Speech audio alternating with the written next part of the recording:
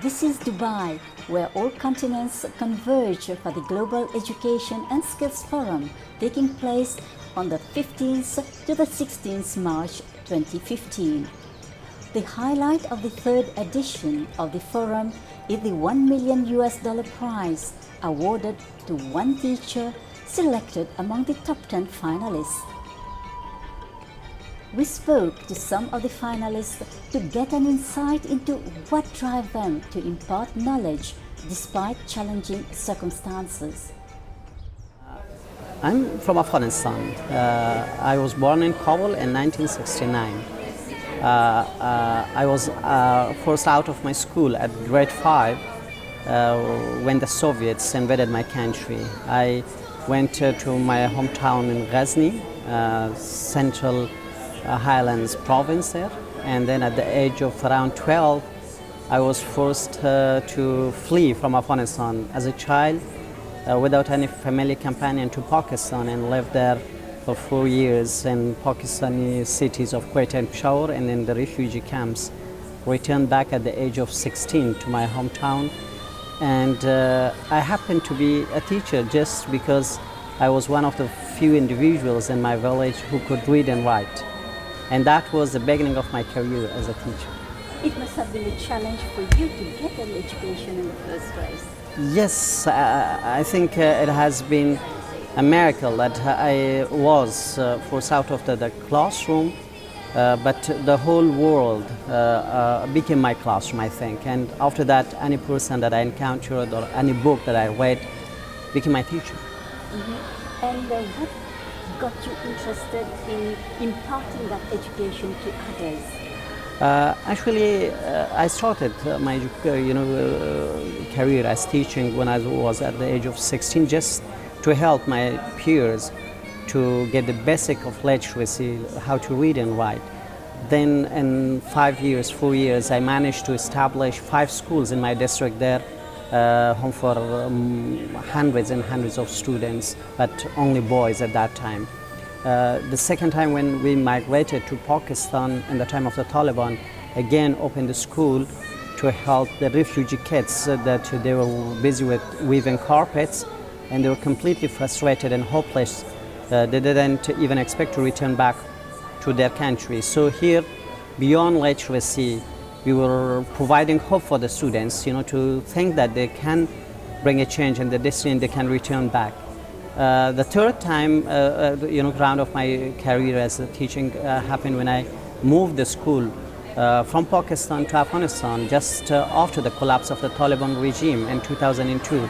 And here, not only literacy or hope, it was a time to help our students to take part in the creation of a new society that they deserve to live in. And I think my story became interested in this third round, which is now in the form of Marifat High School, home for more than 3,500 students, more than 44% of the girls. And we have an amazing contribution of the community. It is one of the initiatives that started in a poverty-stricken part of the city with the people that they were the most suppressed ethnic community in Afghanistan with nothing at hand. We started just with around $500 our works, and now this school has flourished, and it has rightly given hope for thousands of students, boys and girls. Not only they have gotten something for themselves, they have shared that with their community, their relatives, their parents, and this is something amazing in my work. We know that under the Taliban, the girls couldn't get an education. How difficult it has been to incorporate the girls in the system? Yeah, it was really interesting for us as well. When I started to establish my school in Kabul after the fall of the Taliban, the first thing that I did was to go in and talk to individual families just to persuade them send their daughters, even at the age of 18, 16, 17, to school. And that also in a mixed class, to sit side by side with the boys, because it was our vision that we should help them to learn a very basic point, that there is no difference between boys and girls, that they're just human beings. They can compete each other as normal as they are talking to each other, as they are treating each other. So this kind of education very soon, persuaded the community, convinced them that their daughter's education or the girl's education is not something as a luxury thing, or this is not a privilege to be given to something. This is part of the things that they should naturally do that. Unfortunately, now we have this, protection from the community that thousands of them are participating in our works. Now the students freely express themselves with no any negative reaction from the side of the family or the community. Now you are among the top 10 finalists, Aziz. Were you to win this award, what do you plan to do with the $1 million? I think, firstly, that I have already donated the whole $1 million to my school and the students, because I've learned all these things from my students, so they are the deserving, source to receive this award. Even at the first time that I was asked that what will I do with the $1 million, I said that this is the achievement of my school and my students and my community, so I would not get even a single penny of that. And besides that, I think it will be a chance for me to expand the model of education that I have through Marifat to the rest part of my country, and also to the other countries that they have the similar condition to us as in Afghanistan. So this is a very easy model how to give incentives for the community and to motivate them to contribute in something that is for themselves. That is not a privilege to be looking for from the hands of the others. My message is that our world deserves to be the good place for our children, for the people that they needs to smile and they deserve to smile, and education is the way to achieve. Well, I never wanted to get into education. I am a designer by profession. I was having a great time designing restaurants and having such a great time, and then I became a mother. And that's how my story started. When my son went to school, he was all of 5.5 years old, and I remember what a horrible time he was having. And I was thinking to myself, my God, my child is going to grow up believing that he can't do anything, that nobody cares. And I think that was just not good enough for me. So one day I just took him out of school and I said, I can do a better job. And that's really how my story started. It was not about making a school that would change people's lives. It was just wanting to change my son's life. And slowly and surely we started. And today, 15 years down, it gets children really to believe that they can be anything they want and they can make the world a better place. So. But what makes it different from other schools? The concept behind it? Well, I think the biggest thing that I put into Riverside was design thinking. Because I came from a design background, the whole idea that every solution starts with empathy. It starts with the user. And in education, the user, that is a child, was always incidental. We never asked a child how they learn, how they love learning, and how we can design it around their needs. So I think for me, putting design thinking into everything, the curriculum, the space, the architecture, is really what puts Riverside and gets people to do the things they do. So it's design thinking, it's the design mindset, user-centered, optimism, and collaborative. So that's what we do. How was this concept accepted? Was there any resistance to it? I'm sure there was, I didn't care. Well, actually, I started small, right? And I started with only till grade 1. And then every year I grew. So I was in no hurry. I was going nowhere. So I had the luxury of time on my hands. I had the luxury of numbers on my hand. So I think what happened was, when parents started seeing their children being so competent and so visible, they became believers. And so they actually started talking about the school. So by the time we reached around 3-4 years into the school, people were choosing us because what we stood for. So pretty much that's how it grew. So, and people who didn't want to be part of it, I presume there were other schools for them. So. How about the funding of the school? Well, it's a private school. I put in all my funds, and so it didn't matter to me. So I didn't have to worry about anybody else's opinion, or I didn't have to seek approval. So my only thing was, I'm constantly thinking about meaning making. So it doesn't really matter. So it just works on now the funds that come from the fees, and yeah, that's how it grew. Kiran, in today's education, what do you think is lacking? Compassion. We're not kind. We're getting into a world that is competing all the time. I keep saying we have to complete each other, not compete with each other. So we're not teaching kindness. We're not teaching empathy. Our children are, in their minds, there's a scarcity. There's so little out there. I have to push my way forward. So I think somewhere compassion and passion have to go hand in hand.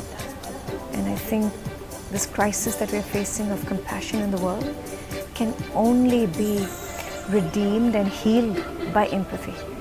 And we have to teach for empathy. We are talking about an education crisis. How do we get out of it? How do we solve this? Design thinking. It's so simple. And I will say it again and again and again. It's design thinking. Because the beauty of design thinking, it doesn't say there's a problem. It always says there's an opportunity. We don't talk about problems in design thinking. We say, what if? And we always question the status quo. We've never questioned the status quo in education. We've always said, okay, let's be more creative. But we have to question the basic premise. Are we teaching for learning? We're not. So we're just teaching for studying. And it's a very big difference. So if we don't question the status quo, we will never get bolder, audacious, more compelling solutions. So we'll only just do reforms, and we have to transform, and that will come from questioning the status quo. And in design thinking, the first thing a designer says is it necessary? What if? We never start with what's the problem, because we don't see problems. It's always an opportunity. What does it mean to you to be among the top 10 finalists? Yay! It means that I am amongst some fabulous teachers, and it is so great. We all are here as little pieces of a jigsaw puzzle. We're all part of that lovely piece, and so all of us complete each other also. That's fabulous. And in closing, Kiran, what is your message? I think the message is you are who you've been waiting for, nobody else. 30 years ago, I'm a school dropout. I come from a family of 12 brothers and sisters. Okay? Education for us was never important other than basic survival. But 30 years ago, I learned about a science which helped me to realize that actually I can do whatever I want to do, mind science. In those days, positive thinking. And I was doing so badly in life that I could use anything to come out. And nowadays we believe in horoscope, that your life has been predetermined. This changed my life. It told me that actually with proper training and education, anybody could be whatever they wanted to be. Okay? When I learned that, okay, I went as far as America to look for the founder of this system. But unfortunately, when I went there, okay, and I wanted to learn more so that I could teach others, okay, I was not able because I didn't have the money. I couldn't afford to go for the training. Okay, and I came back and I said that I will study and search until I have the ability to present this to the world free of charge. Okay, now I sat down and studied for years and years, trying to realize. I realized one of the most important things about education. Okay, that education has to be taught to a child.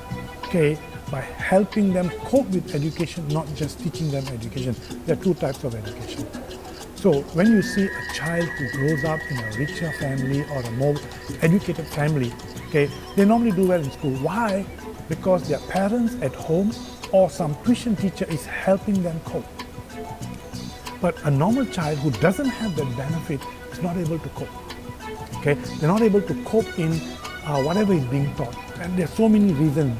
One is they don't have the ability to understand, or they don't have, sometimes they have to do work at home, or they are absent.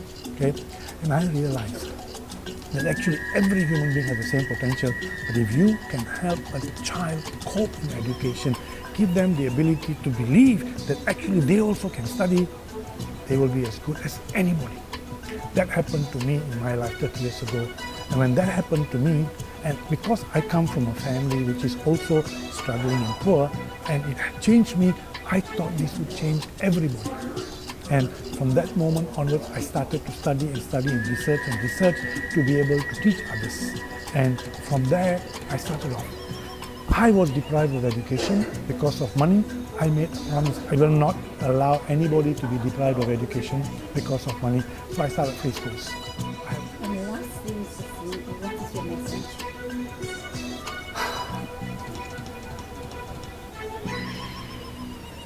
All youths can educate the whole world with the guidance of adults and support of adults. We can use the youths to educate the world.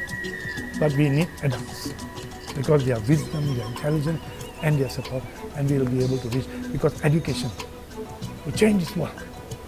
Education will put an end to all this poverty in the world. Okay? There's a lot of work. And the winner is Nancy Atwell.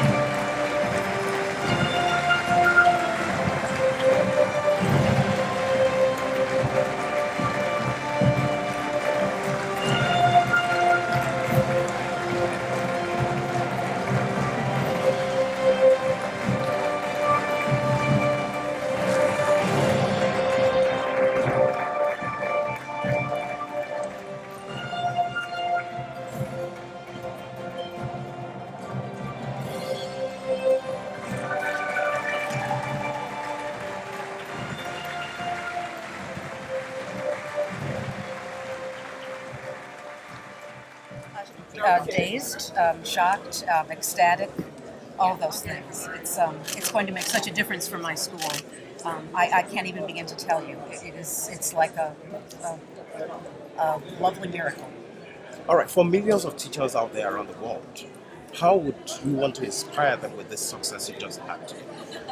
I would ask them to do what I've done in my classroom, and that is to invite their children, their students to engage in real writing and real reading. And by that I mean make a lot of books available to their students and let them find the books they love and the characters they love and the stories they want to be inside of. And as writers, let them develop the topics and the ideas and the experiences that they want to write about, and give them time, opportunities to practice, and conversations, one-on-one help in the process to help them improve their reading and improve their writing. There is nothing more powerful than choice when it comes to children's literacy. The CEO of the Vaki Foundation explains the core fundamentals of the forum and the role of the Vaki Foundation in highlighting the issues around education worldwide. The issue that we face is that the world has been far too focused on access to education, getting every child into school. The Millennium Development Goals, which were set 15 years ago, are at this crucial 15-year stage where the whole world is discussing what we're going to put in place for the next 15 years. I think the lesson being learned is exactly that we can't focus just on enrolling children into school. We have to look at the qualitative aspects of education. So that, I think, is the biggest challenge, because you have children now. The challenge that currently faces, if you just take this, something like 300 million children who still cannot read or write, although being in school. And so that's one of the biggest challenges. How do you improve the standards of teaching in classrooms? How do you improve education systems so that even when children do come in, they have the best opportunities to progress in life? For the first time, you had the $1 million US prize awarded. What was the motivation behind it? We did a study a few years ago where we looked at the social status of teachers in comparison to other professions around the world.